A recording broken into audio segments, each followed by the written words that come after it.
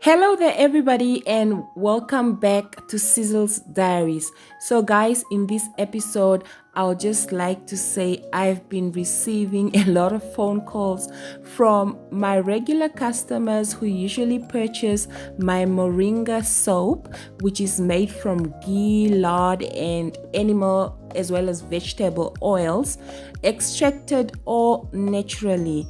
So, guys, I've been promising them that once this is all over, I'm going to head over to the village and then I'm just going to hook up a batch for them, because usually this type of soaps are produced deep in the village using traditional equipment. It's part of my traditional knowledge system series. So after observing and analyzing all these requests, I've decided, okay, let me just try and do this soap in my house here in town and show you guys how I replicate it from using modern equipments compared to traditional equipments. Yes, before you come for me, I am going to show you how we make it locally in the village, but that's when the whole lockdown situation has been lifted. So stay tuned and watch out for more. The tradition of soap making has been long dated back to our ancient ancestors. Now, they've used all natural wood ashes to extract natural elements to make a soap base. Now, soap in Africa has been made different ways, which differ from one region to the other, using ingredients which are available to that locality, community, country, or region. So guys, the way this works is that you have to alternate between the kitchen towels and the rolled up cotton. So you need to use 4 layers of each until you reach the desired thickness. So this is done to enable us to sift or to strain the hardwood ash liquid, which is actually like mixed up in a mud form and then later re-diluted, and what you have is like dripping liquids of an element.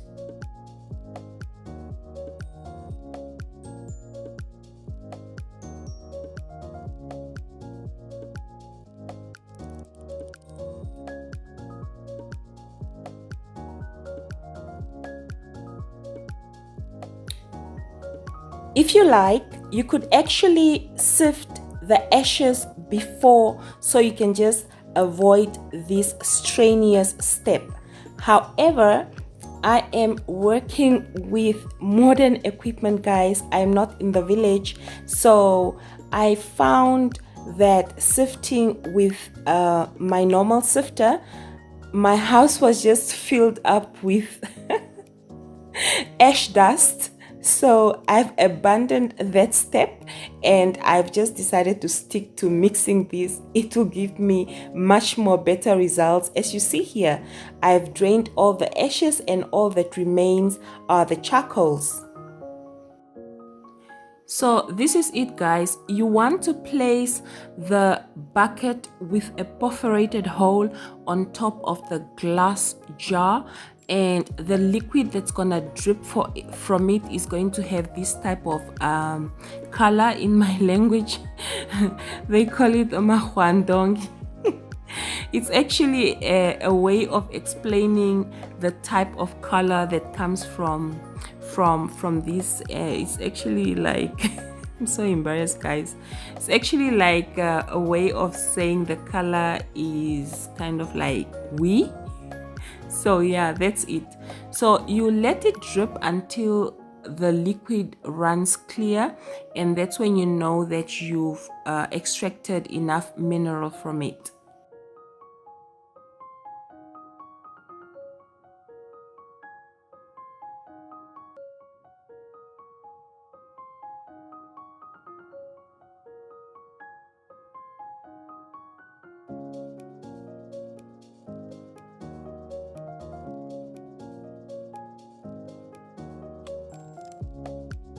what remains is this mud. You see there? That's the mud that remains in the bucket as the liquid is completely strained out, and that's why you need to use a airtight container, guys, because this is very dangerous. You must handle with care. And as you can see, the color is so beautiful. So guys, next step, we're going to head over. I cannot cook this soap inside the house, it's going to fume all over, and I have young kids here, so I have to go do this outside. And you'll need the liquid concentrate, a pot, and your oils. So I've mentioned earlier that the type of oils I've used is marula oil, mongongo oil, and ghee from beef, or ghee from any animal fat really would work well with this. So if you missed the previous videos on how I extract oil from the mongongo nut or marula nut, so just check the cards up here on the screen rolling right now, and you can watch those videos later. And thank you so much for your support. I honestly appreciate it. Heading over to the pot, guys, you have to cook your liquid concentrate until the liquid concentrate level has decreased.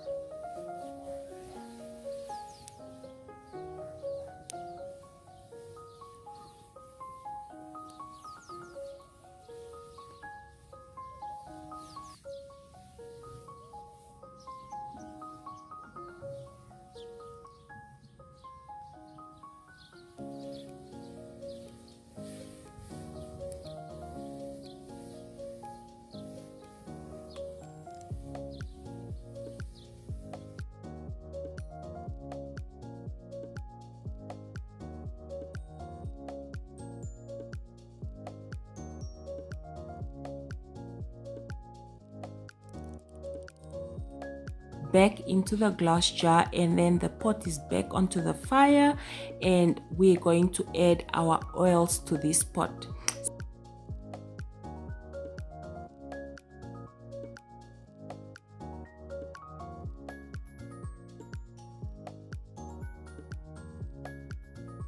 So as you can see here, I'm just shaking up the liquid, and you can see it's foaming. So that's our soap base. So we continue to put the oil in the pot, and then we're just gonna continue stirring it a bit just to bring the oil at the right temperature. The right temperature, guys, should also be the same temperature as the liquid concentrate, actually your soap base. So now we're going to combine the two, and just be careful you do not add the oil to the soap base. You always add the soap base to the oils. If you add the oil to the soap base, it's going to create an explosion, guys. So that's very dangerous. So as you can see here, it's already starting to froth up, it's already starting to foam up. So, and the color has changed to a very nice brown velvety, and it's starting to foam up. So you just continue cooking this until it starts to bubble, and as it bubbles up, it starts to thicken. And as it starts to thicken, guys, then you have to remove it quickly, and just be sure that you do this fast and all your molds are already set and ready, because it hardens so fast, guys. It hardens so fast.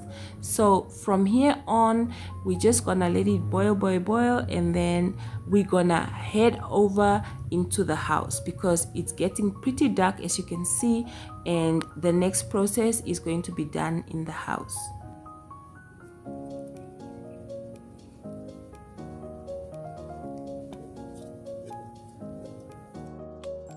So guys, we are in the house right now, and as you can see, after I've poured the soap into this jar, it was so nice and foamy, but then it started to decrease in level because the foam started going down. So now I just have to bring out my hand blender or hand mixer, and then I just try to beat it up a bit so it can start to thicken. And at this point, this is where I add my moringa. So this moringa was taken from our farm, and then we've dried the leaves and we've just used a grinder to grind it up. So it's all natural, no coloring, no artificial whatever. So it's just all natural moringa taken from the moringa tree. So we're just going to mix this up, guys, and we have to be fast about this because it dries up so fast. It solidifies so fast. So I can see that the moringa is not enough because the color is not enhanced, and you know, moringa is just so good to the skin. You want to put or dab at least enough. So I'm also just measuring this with my eyes, guys. But if you want the correct and exact measurements, I'll try to put it in the description box, as I always do, guys. So if you miss all my recipes and you're always wondering why I do not have the exact measurements on the screen or wherever, just go in the description box. So that's where the real gem is. So right now we're heading over to the molds, and I've bought these molds, guys, just to, you know, to bring the fun and creative side out of me. So these are kind of like shells, and I'm molding them into this.